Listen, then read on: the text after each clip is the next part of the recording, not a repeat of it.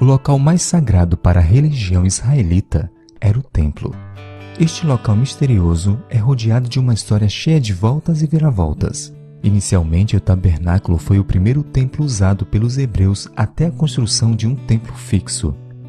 O tabernáculo era móvel, devido à necessidade do povo se deslocar pelo deserto durante o êxodo do Egito até a conquista da Terra Prometida.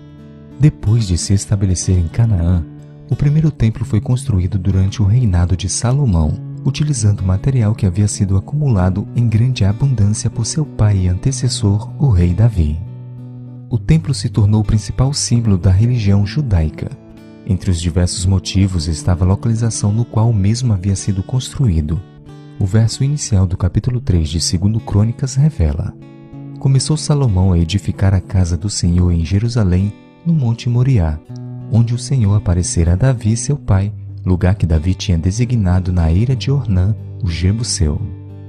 Esta é a única passagem da Bíblia que identifica o monte do templo como Monte Moriá. Este era um lugar sagrado, pois foi ali que Deus revelou o mistério da salvação após ter poupado a vida de Isaque e ter provido um animal inocente para morrer em seu lugar. Justamente no lugar do Monte Moriá, o templo foi construído, relembrando a história de salvação que havia sido revelada naquele local. Porém, o primeiro templo acabou por ser totalmente incendiado e destruído por Nabucodonosor II, que levou todos os seus tesouros para a Babilônia. Depois de muitos anos, um segundo templo foi reconstruído no mesmo local do primeiro após o retorno do cativeiro na Babilônia, sob a orientação de Zorobabel. Porém, o segundo templo foi destruído no ano 70, período no qual houve a diáspora, termo que se refere ao espalhamento do povo de Israel por vários países do mundo.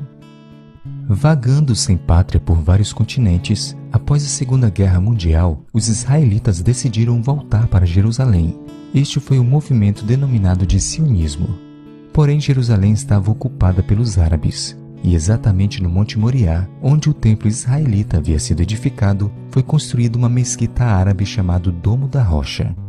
Uma intensa guerra ainda é travada até nossos dias entre judeus e árabes para definir quem deveria ter controle do monte do templo. Existe um grupo de judeus que sonham em derrubar a mesquita para a reconstrução do terceiro templo israelita. Este é um breve resumo da história deste lugar sagrado. Porém, mais importante do que a localização geográfica do templo é a mensagem transmitida através dele de que o inocente Filho de Deus morreu no Monte do Calvário para dar a salvação a todos os que aceitarem, independente da nacionalidade, sexo ou classe social.